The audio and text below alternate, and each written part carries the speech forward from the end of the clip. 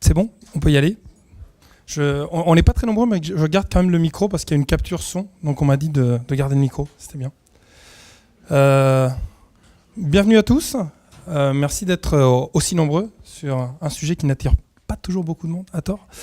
Donc on a pas mal de contenu aujourd'hui. Il y a un risque que j'aille assez vite. J'espère que ça va être utile. On n'a pas prévu de questions-réponses à la fin de la session. Vous pouvez toujours nous intercepter plus tard. Et il y a une session dédiée aux questions-réponses de manière générale technique que je vais faire avec un collègue, je crois, à 15h ou 15h30, qui a lieu, je crois, dans cette salle. Donc vous pouvez aussi garder des questions pour ce moment-là. Donc je m'appelle Damian, je travaille chez AWS et on va parler sécurité aujourd'hui. Et je vais avoir l'honneur et l'avantage de partager cette session avec Camille, qui est là-bas, qui se présentera tout à l'heure, et donc qui est CEO de PayPlug et cofondateur.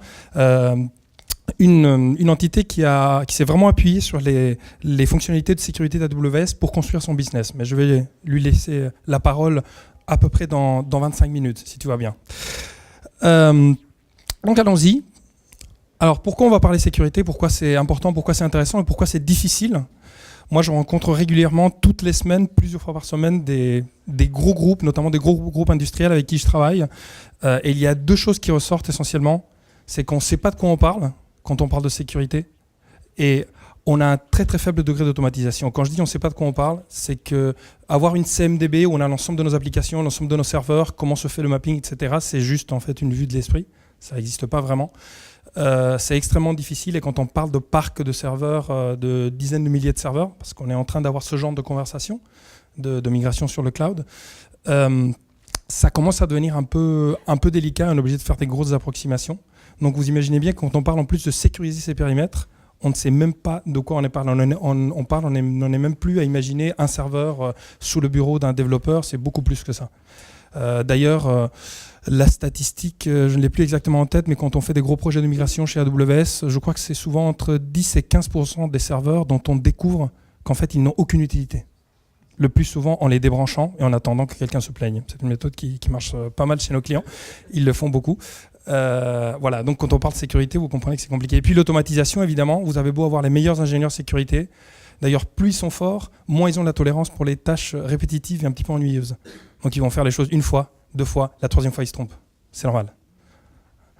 Allez-y, on a des places in the front.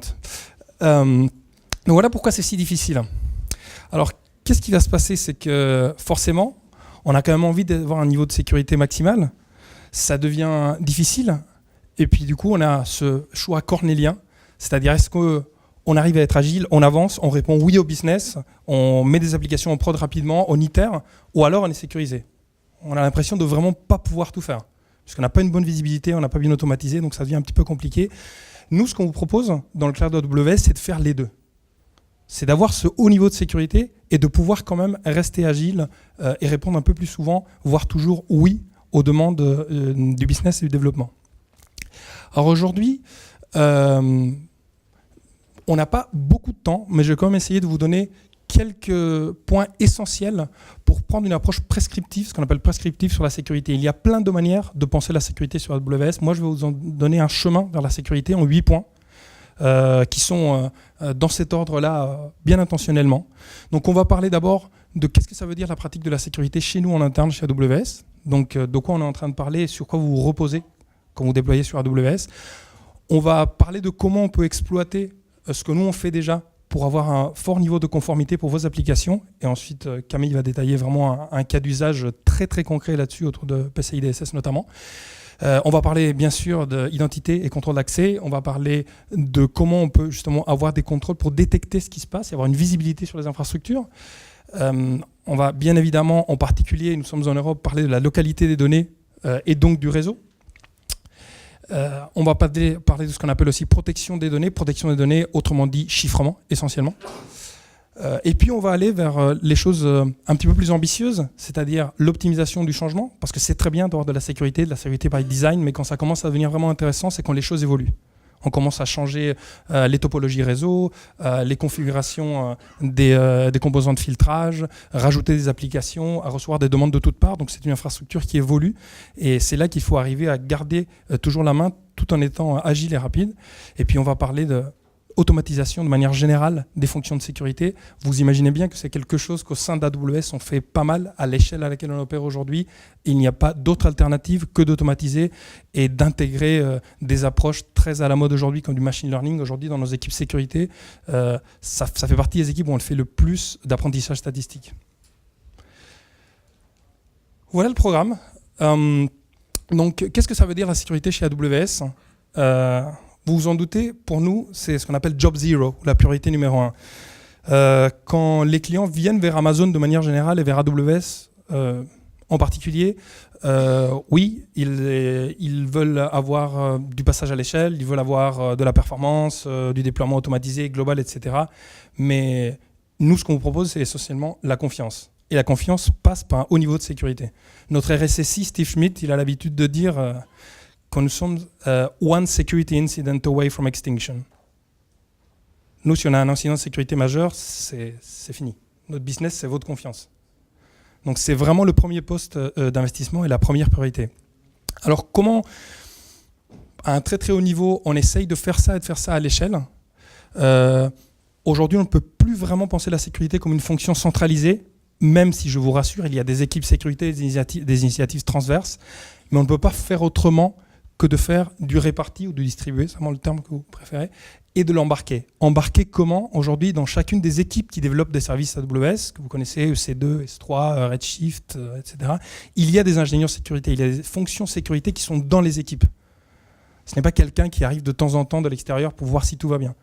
Il faut vraiment des fonctions sécurité, c'est ce qu'on appelle, si vous voulez, un petit peu le DevSecOps, c'est le terme à la mode. Donc avoir la sécurité embarquée et pouvoir injecter les bonnes pratiques et remonter les besoins liés à la sécurité, vraiment à la source, là où le code est produit, où les services sont construits.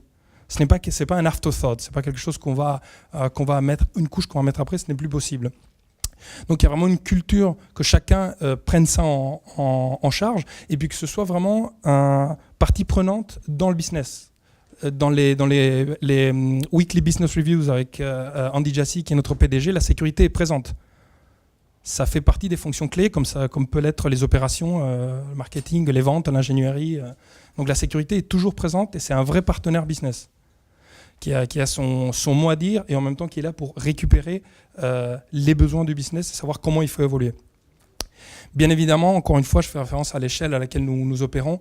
L'idée, c'est de réduire l'intervention humaine à zéro. C'est compliqué. Il y a toujours des choix à faire, mais on va de plus en plus vers cette fonction-là. Et beaucoup des services de sécurité que vous trouvez sur la plateforme, ils sont développés au sein des équipes sécurité elles-mêmes. Ce sont des choses qu'on développe en interne et qu'on met aussi à votre disposition. On n'a pas aujourd'hui trop le temps d'en détailler, mais on va en parler quand même de quelques-uns.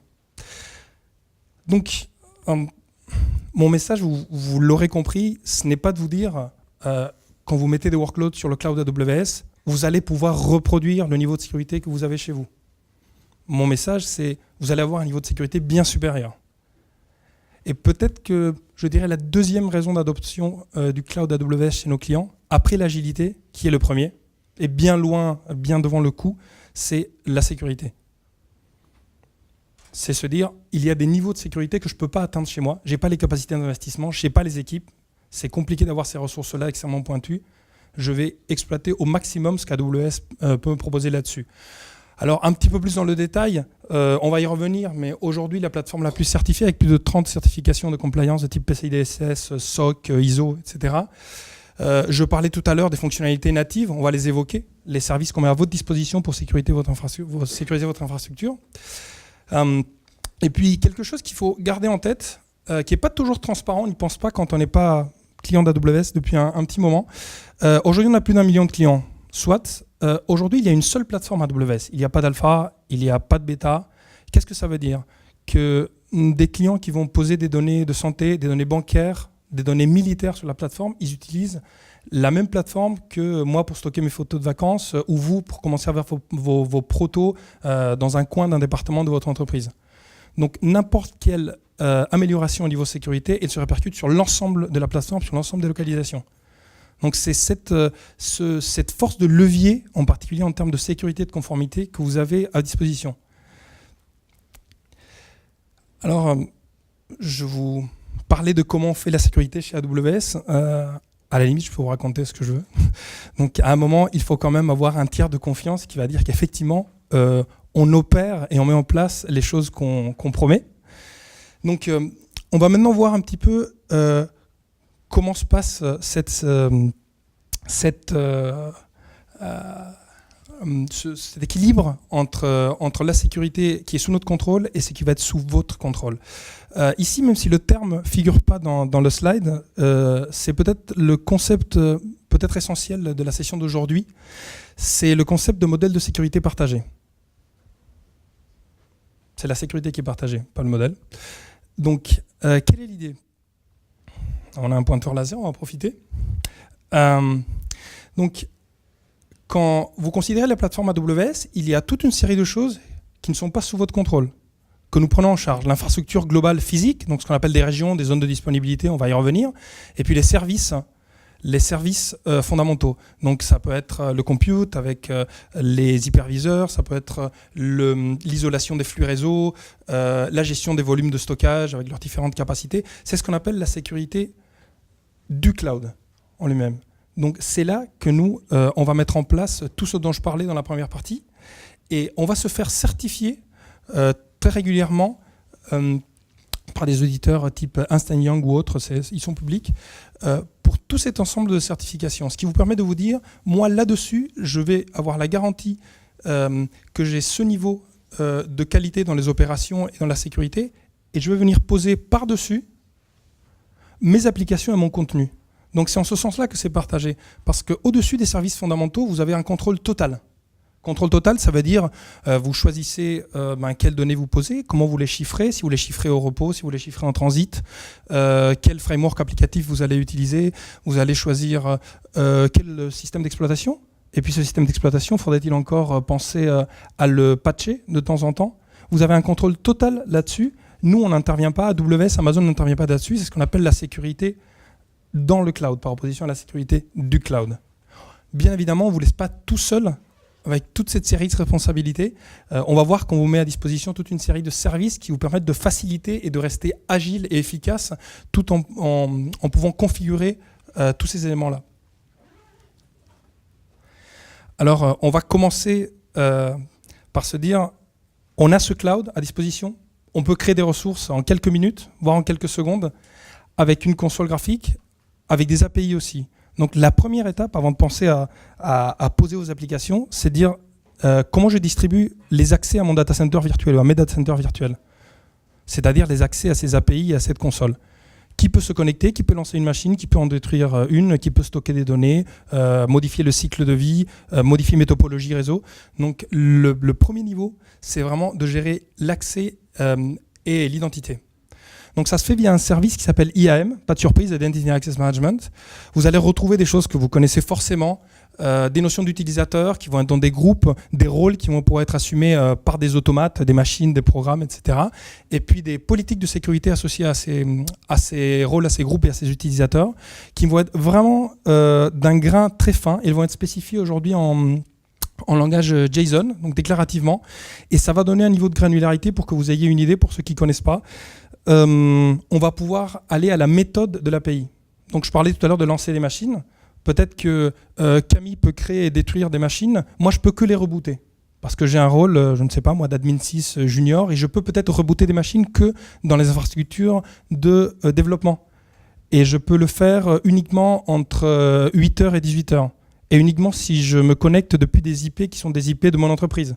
Donc c'est vraiment à ce niveau-là qu'on peut commencer à restreindre les choses. Où mes développeurs peuvent lancer des machines, mais ils peuvent lancer que des petites machines. Je ne vois pas pourquoi ils vont lancer des machines à 32 cœurs. Il n'y a pas vraiment de cas d'utilisation aujourd'hui, ou alors ça va être des permissions spéciales. On ne va pas aller dans tout le détail. De toute façon, les présentations seront rendues disponibles. Un point intéressant, bien sûr, il y a la possibilité de fédérer ça avec votre LDAP, votre AD ou n'importe quel autre annuaire d'entreprise qui supporte le SAML V2. On ne va pas s'amuser à reproduire des hiérarchies d'utilisateurs dans AWS. Donc tout cela est supporté, est bien supporté. Point suivant. Qu'est-ce qui se passe? Je parlais tout à l'heure de la visibilité. C'est souvent le gros problème en sécurité, c'est on ne sait pas. Voilà, de temps en temps, dans le meilleur des cas, si on a le budget, la volonté et les process, peut-être que tous les 6 mois, on fait une espèce d'inventaire et on sait à peu près ce qu'on a, grosso modo. Aujourd'hui, avec l'approche vraiment de data center automatisable, pour lister toutes les machines que vous avez sur votre compte, c'est une question de quelques dizaines de secondes si vous les listez sur plusieurs régions. Et là, il n'y a pas d'à peu près. Vous listez les machines et vous voyez exactement ce qui tourne, quelle est la taille, quels sont les tags, vous avez vraiment une bonne visibilité. 2 services qui sont très importants pour arriver à détecter d'éventuels comportements, on va dire, non standards et qui peuvent ou pas être des événements de sécurité. Mais c'est déjà pas mal de pouvoir avoir toutes ces données-là.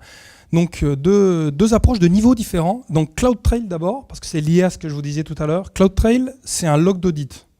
Très clairement. Tout à l'heure, je vous disais, on a de la granularité, on peut lancer des machines, modifier les réseaux, tout ça via API, c'est très bien. Ce que va faire CloudTrail, c'est juste garder une trace de chaque opération qui a été faite. Donc, on peut très bien aller faire déjà du post-mortem en se disant, il y a quelque chose qui s'est passé sur mon infrastructure en live. J'ai vu qu'il y a une machine qui a été arrêtée.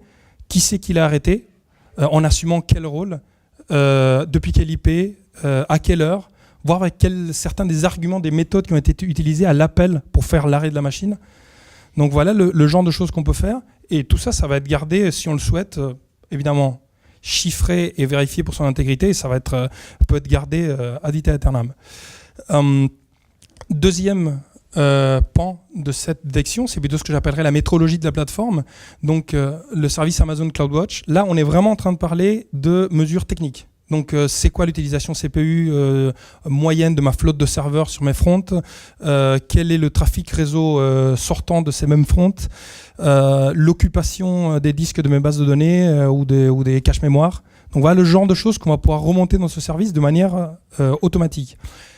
Bien sûr, pour l'un comme pour l'autre, l'intérêt se situe dans l'alerting, encore une fois. Ce n'est pas d'avoir des ingénieurs qui vont regarder les courbes. Et c'est là que va intervenir vraiment la partie où vous prenez votre responsabilité, c'est-à-dire comment vous allez définir, faire évoluer et raffiner vos alertes. Quand on parle de raffiner, on peut commencer quand on débute sur la plateforme de manière avec certains filtres assez brutaux. Déjà, par exemple, si on a le mail sur lequel on met les notifications de sécurité, c'est un mail qui est lu par quelqu'un, c'est déjà pas mal, parce que vous serez surpris d'apprendre que souvent on envoie des notifications sur des mails que personne ne lit. Donc ça, c'est assez intéressant, ça arrive vraiment. Donc voilà pour les 2 services qui permettent de savoir un petit peu ce qui se passe. Il y en a d'autres. Aujourd'hui, c'est vraiment une vision rapide et simplifiée. Je ne voudrais surtout pas prendre du temps sur le témoignage de Camille, qui est encore beaucoup plus intéressant. Localité des données. Je sais que vous attendiez ceci. On va le lier avec le réseau parce que c'est quand même ce qui fait un petit peu circuler les données. L'état actuel de l'infrastructure d'AWS. Donc voilà, ça permet de se donner une idée un petit peu plus physique de ce cloud. Quand je dis état actuel, évidemment, c'est faux. C'est forcément faux parce qu'à la vitesse à laquelle on développe l'empreinte géographique d'AWS, j'avais peu de chance, même en retravaillant les slides la semaine dernière, d'avoir les bonnes données. D'ailleurs, ici où c'est marqué 78, c'est 100 maintenant. Bon. Comment ça se passe? On a un certain nombre de régions. Aujourd'hui, on a 16 régions. Des régions, c'est des groupements d'infrastructures, data centers, etc., là où les services prennent corps. Très bien. Il y a une notion dont je vais vous parler aujourd'hui.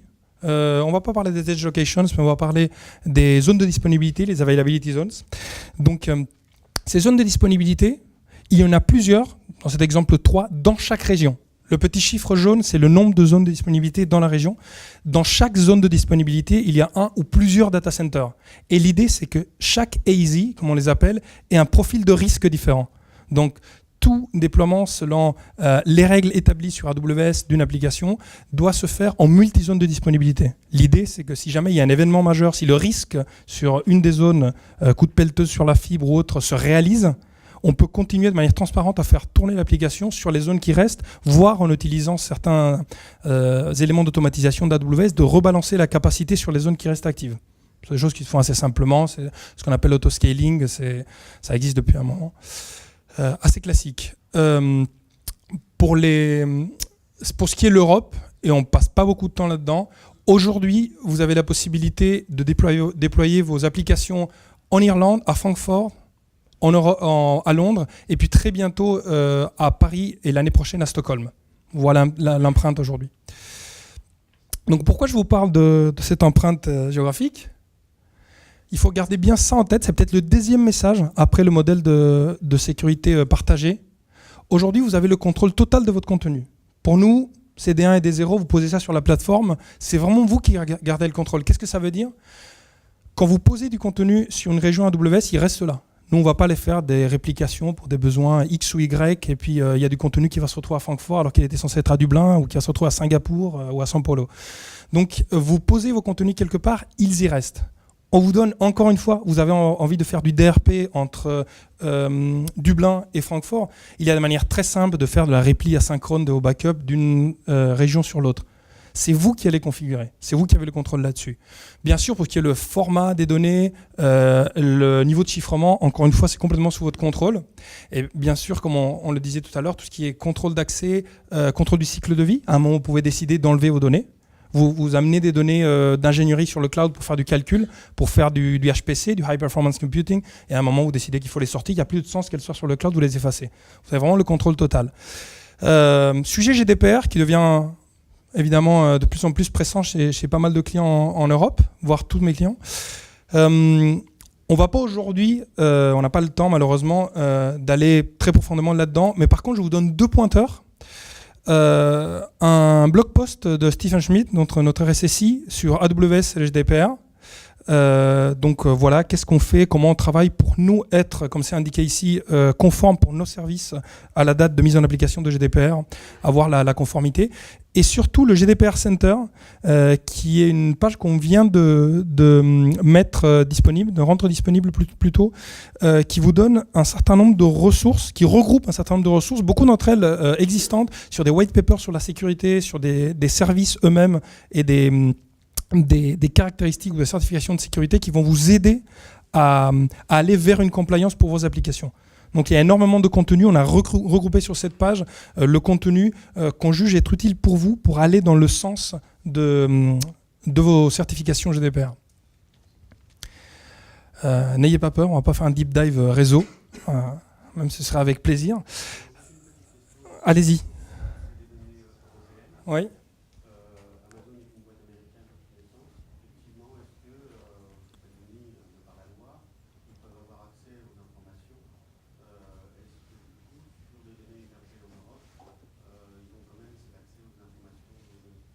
Nous, on n'accède jamais les données clients. Après, nous, on n'accède jamais aux données clients. Après, le problème, c'est que la question que vous posez, c'est vraiment une question de droit. C'est une question de droit. Moi, je suis vraiment pas qualifié pour vous répondre là-dessus. C'est vraiment une question de... C'est des discussions qu'on peut avoir vraiment avec des lawyers. Moi, je peux vous donner que des réponses techniques, en fait. La réponse que je peux vous donner, c'est comment sécuriser les données sur la plateforme, et c'est le sens de cette présentation-là exactement. Mais je serais bien en peine de vous dire quel droit s'applique ou pas. Donc, si on revient vers ce qui est le réseau, ne vous attachez pas forcément à ce schéma-là. Tout ce qu'il faut savoir, c'est qu'on a la possibilité de définir le réseau avec toutes les caractéristiques d'accès et la topologie que vous avez l'habitude de définir chez vous, sauf qu'on le fait via software, donc c'est beaucoup plus dynamique et beaucoup plus itératif.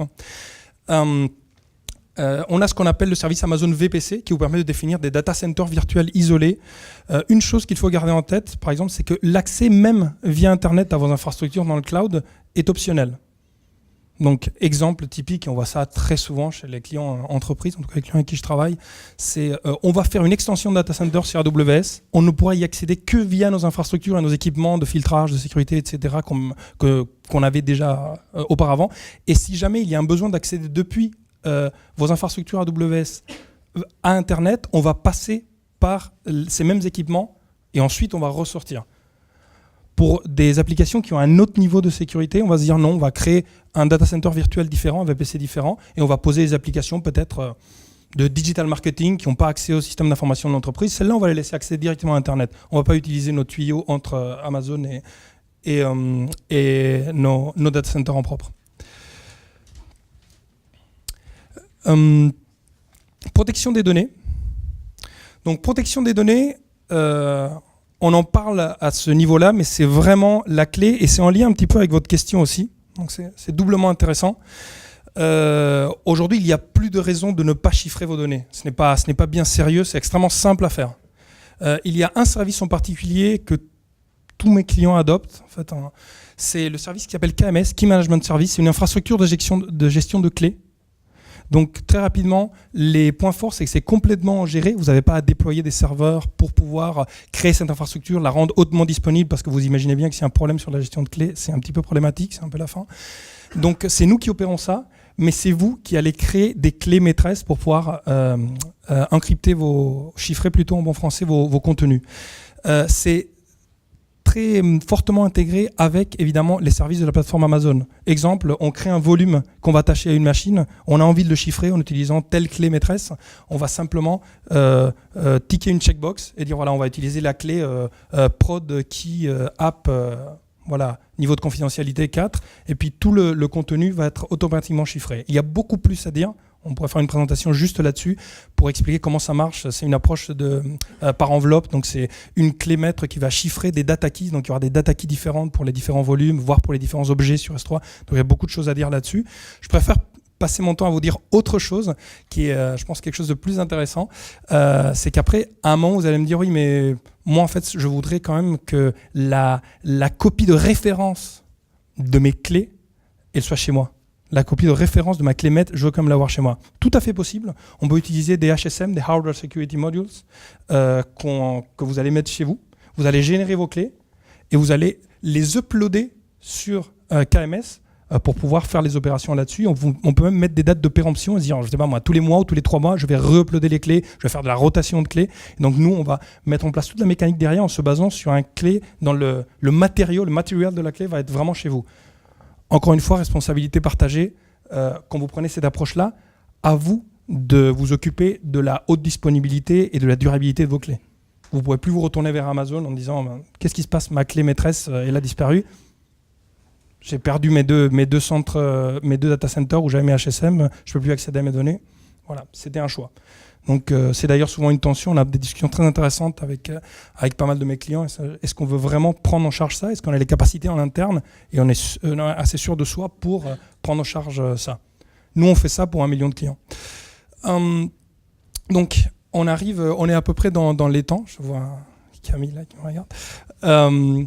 Donc les deux derniers points donc, qui ont trait au côté dynamique donc, de la configuration de la sécurité. Donc le change management. C'est souvent là que le bas blesse. Hein. Ça marche tant qu'on touche à rien, surtout touche à rien. Donc du coup, ça va un petit peu à l'encontre de ce que je disais au départ. Si on va dans ce sens-là, je parlais d'être rapide et puis rester sécurisé. Donc qu'est-ce qui se passe quand on va changer? Eh bien, encore une fois, c'est une plateforme programmatique. Vous allez voir que finalement, tout ça se recoupe. On peut faire tout ça parce que c'est automatisé et c'est programmable. C'est pour ça qu'on a un meilleur niveau de sécurité. Donc, il y a un service qui est vraiment très utile là-dessus, qui s'appelle AWS Config. C'est pour garantir qu'on reste conforme aux règles qu'on s'est mises nous-mêmes, qui peuvent être règles d'entreprise ou règles venant de régulateurs extérieurs, alors que l'infrastructure évolue.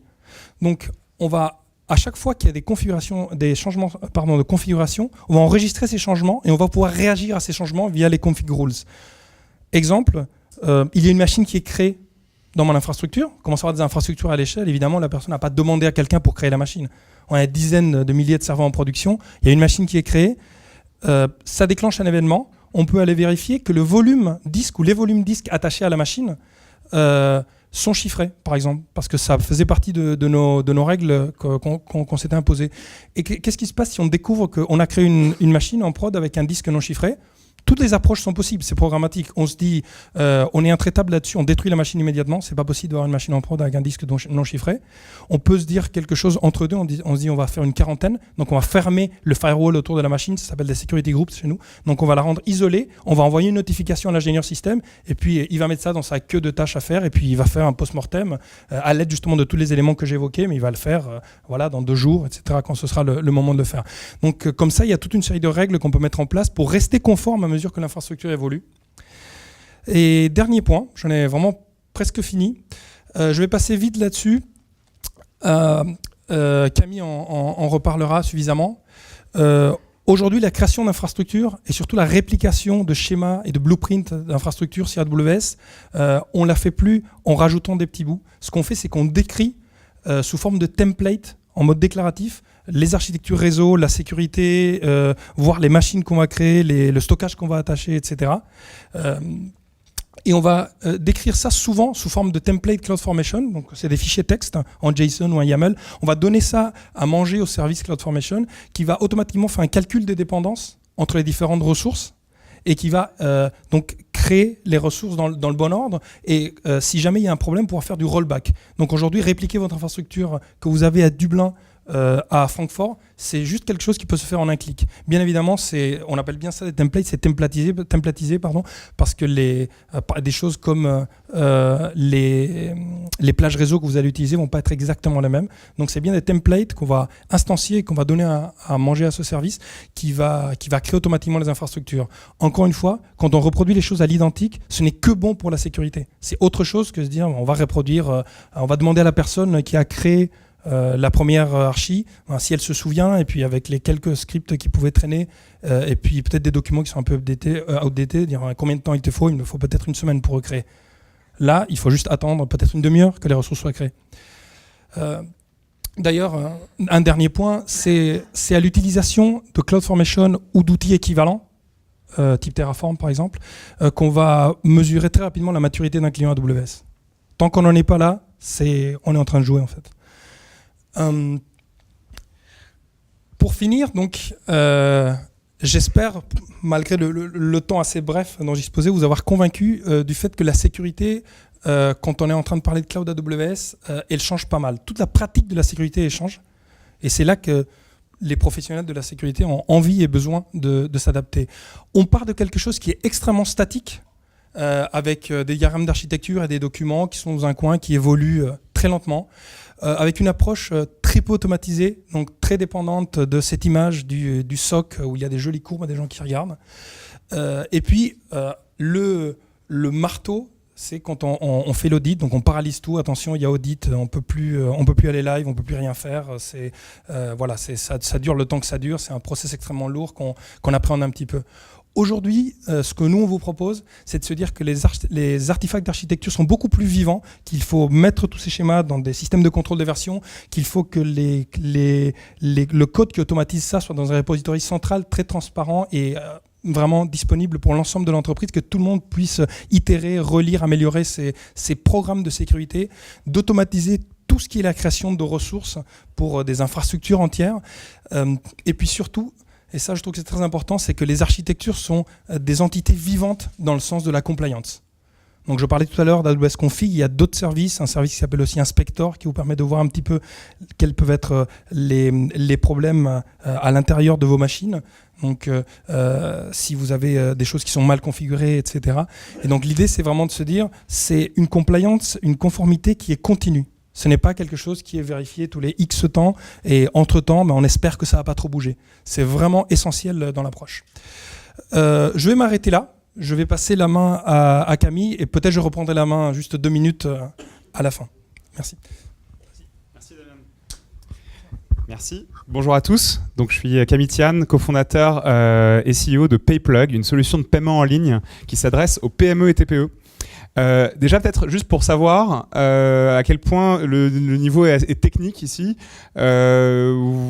qui par exemple ici sait configurer des firewalls sur une machine. Ok, très bien. Donc on a un premier niveau, effectivement, comme Damien l'avait dit.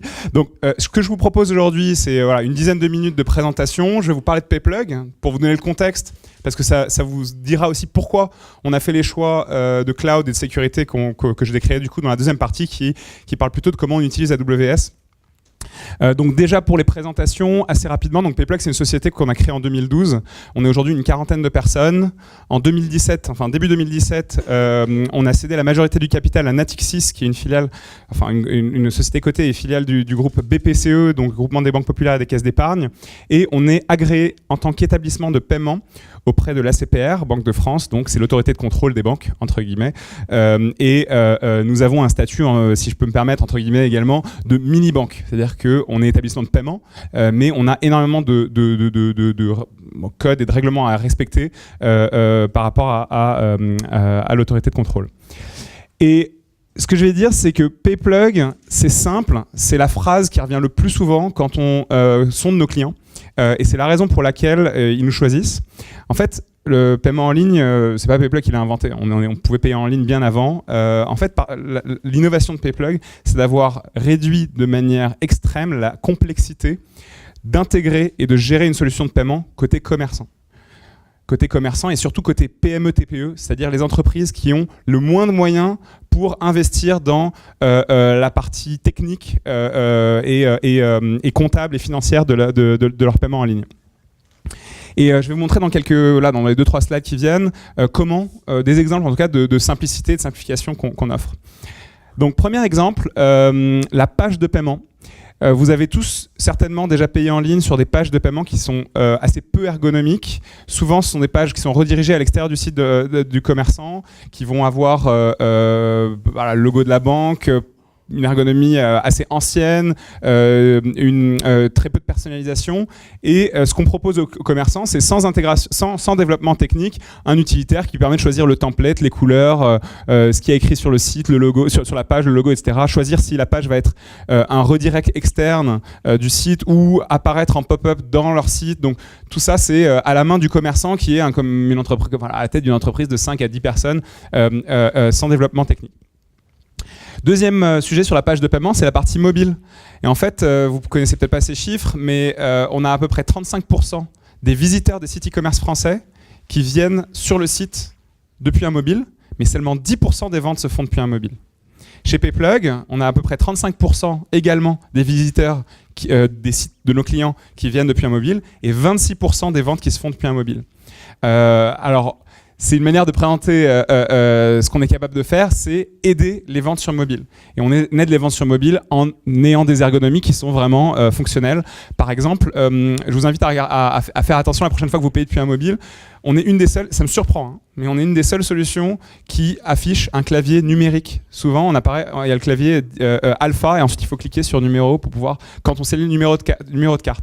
On met des espaces entre les caractères. Tout ça, ça peut sembler assez simple, mais c'est vraiment une brique parmi d'autres qui ont fait notre force et qui ont attiré nos clients. Et la simplicité, elle se fait aussi dans la gestion quotidienne de la solution de paiement. Donc, on a un portail qui est extrêmement simple, qui est adapté à la taille de nos clients et à leur usage. L'intégration également sur les sites, on a des plugins qui s'installent en un clic sur les différentes plateformes e-commerce. On a une API REST qui a été pensée pour des développeurs et qui avec une documentation extrêmement lisible également. Et le troisième point, c'est le Smart 3D Secure. Et je finirai par présentation fonctionnelle de PayPlug avec ça. On a développé une technologie de prédiction de fraude en temps réel et on a développé ça avec un financement européen qu'on a obtenu en 2015 qui nous permet, c'est un algorithme de machine learning qui s'est entraîné sur 4 ans de transactions de PayPlug et qui va au moment d'une transaction screener une centaine de critères et essayer d'estimer un risque de fraude. Et en fait, en fonction de ce risque, on va déclencher ou pas la validation SMS. Alors vous me direz, mais pourquoi on ne la déclencherait pas toujours si on veut être sécurisé?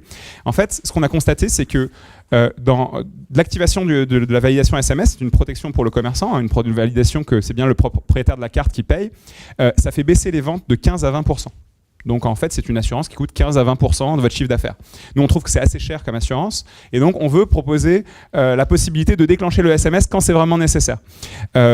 Pourquoi ça fait baisser de 15 à 20%? Parce que le téléphone n'est pas dans la même pièce, on n'a pas son téléphone, on a emprunté la carte bancaire de sa femme ou de son mari et du coup, on n'a pas le téléphone à proximité. Ou, de manière plus simple, on reçoit le SMS, on paye depuis un mobile, on reçoit le SMS dans le mobile et du coup, on doit passer dans l'application SMS, mais on n'a pas de quoi noter le code, donc on perd la transaction.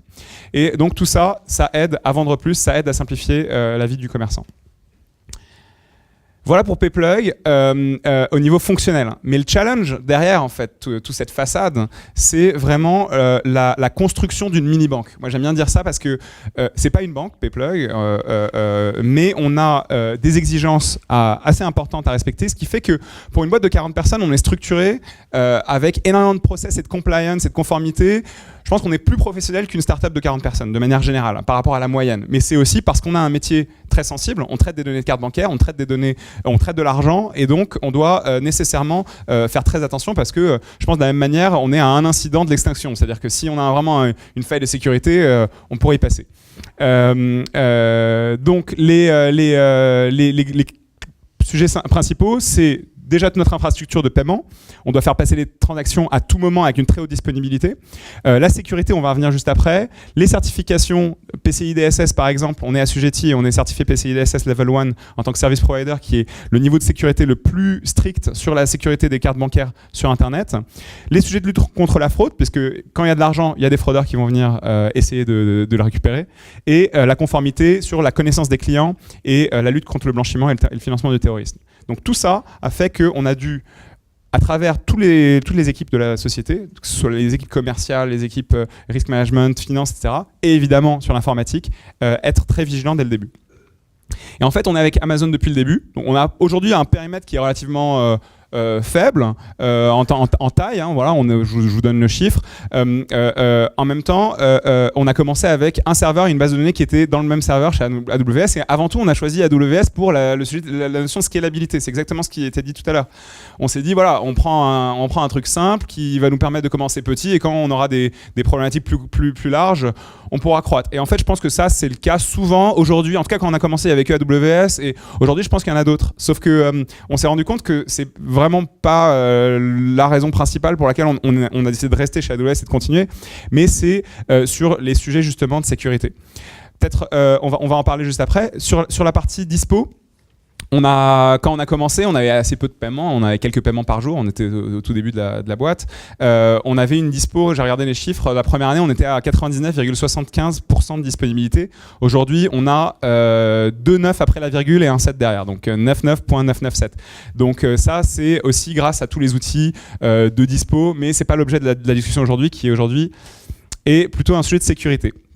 Alors, j'aime bien cette image parce que évidemment ça c'est ce qu'on voulait absolument pas avoir chez nous, je vais en profiter pour parler plus de PCI DSS.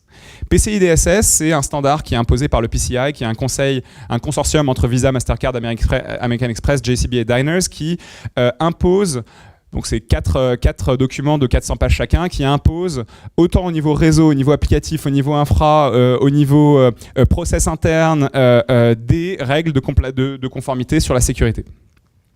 En fait, quand on a dit, la raison pour laquelle on avait besoin d'être PCI DSS, c'est parce qu'on voulait nous-mêmes être propriétaires de nos pages de paiement. Comme on en a parlé tout à l'heure, la page de paiement et la simplicité de cette page, c'est une grosse partie de notre proposition de valeur. Et la plupart des boîtes de paiement, souvent, qui démarrent, elles vont s'appuyer sur d'autres prestataires et faire des redirections dans tous les sens pour pouvoir bénéficier de leur statut PCI DSS. Pour nous, c'était core business et on a voulu avoir cette certification. Quand on a parlé à un auditeur certifié PCI, on a dit, regardez, bon, on est 5 dans la boîte, il y a 2 devs, on va être PCI, il faut faire quoi? Ils nous ont dit, non mais laissez tomber, c'est pas la peine. C'est pas pour des boîtes de cette taille d'être PCI DSS. Ça va vous coûter la moitié de votre budget annuel. Oubliez. Et on lui a dit bon, déjà on est sur AWS. Est-ce que ça va être quelque chose? Il dit bon, voilà, je veux bien vous écouter. Et finalement, on a réussi à le convaincre qu'on allait savoir développer notre partie de la shared responsibility dont Damien parlait, et on a réussi à le faire. Peut-être pour finir, je vais vous donner des exemples assez concrets de ce qu'on fait avec AWS et qui nous permet justement comment on utilise les outils AWS pour respecter nos exigences, mais aussi donner peut-être des illustrations qui n'ont pas été dites tout à l'heure pour des usages assez particuliers de ce qu'on fait. Donc là, j'ai noté 6 produits AWS qu'on utilise spécifiquement pour la sécurité. Le premier, c'est Certificate Manager. Alors, le Certificate Manager, ça permet de gérer nos certificats HTTPS.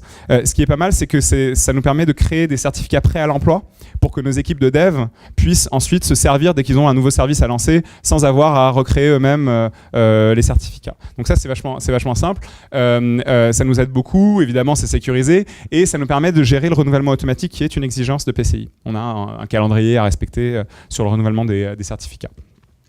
Dans un sujet un peu connexe, enfin similaire, la gestion des identités et des accès avec IAM.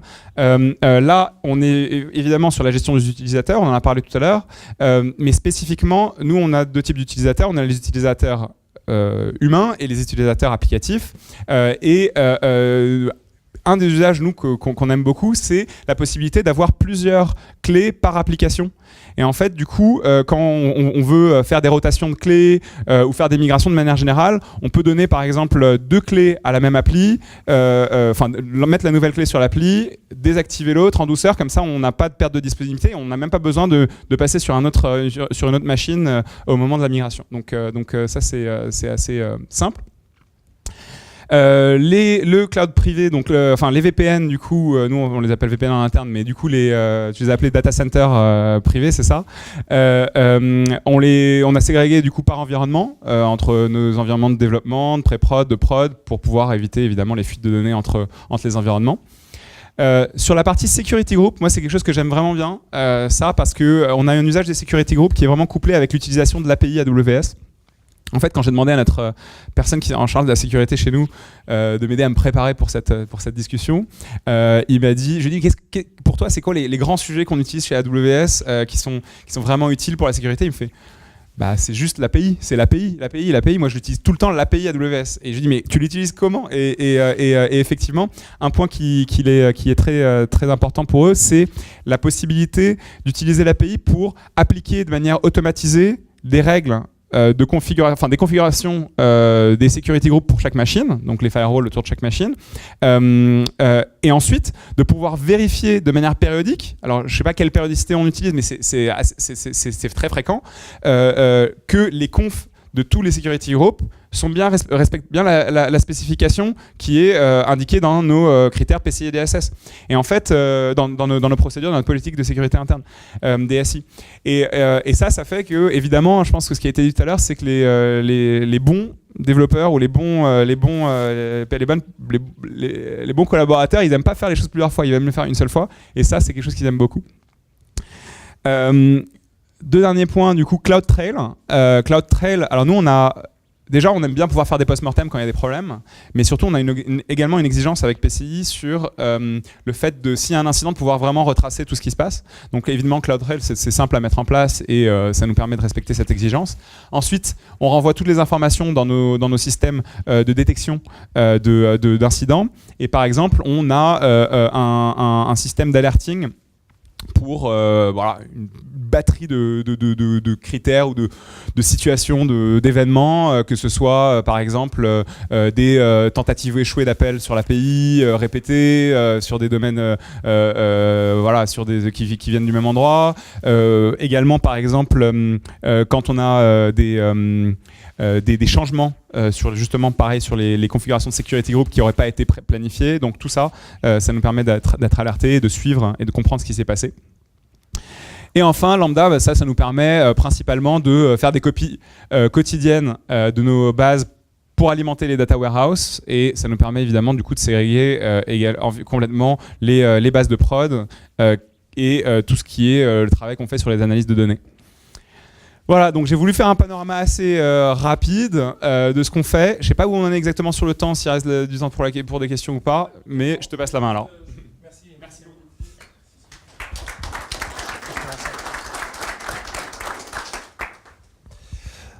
Voilà ce qu'on avait pour vous aujourd'hui. Simplement un rappel, ce sont des choses qui sont relativement simples à mettre en place, du moins dans une première passe. Lancez-vous là-dedans. J'ai envie de dire avant de mettre vos premiers workloads de production sur AWS. Il y a de l'abondante documentation là-dessus, sur les différents points. Pour ceux qui veulent aller plus loin et qui sont curieux, il y a un cours gratuit en ligne sur les Security Fundamentals. C'est un petit peu plus long que ce qu'on a pu avoir aujourd'hui, donc c'est déjà une première étape. Et puis après, la prochaine étape, c'est de se lancer sur les formations AWS. Il y a une formation dédiée à la sécurité, 2-3 jours, avec des exercices pratiques délivrés par Amazon ou par des partenaires. Si vous allez sur cette URL-là, vous aurez tous les détails de où vous pouvez vous inscrire pour suivre ça. On vous remercie, Camille et moi-même. On a pris un risque, on a mis nos adresses mail pas trop grandes, là, on va vite les enlever, mais ils sont quand même là. Donc n'hésitez pas, ou n'hésitez pas à nous intercepter. Là, je pense qu'il faut qu'on libère la salle. J'imagine qu'il y a la suite. Merci beaucoup en tout cas, et merci d'être venus aussi nombreux. Merci.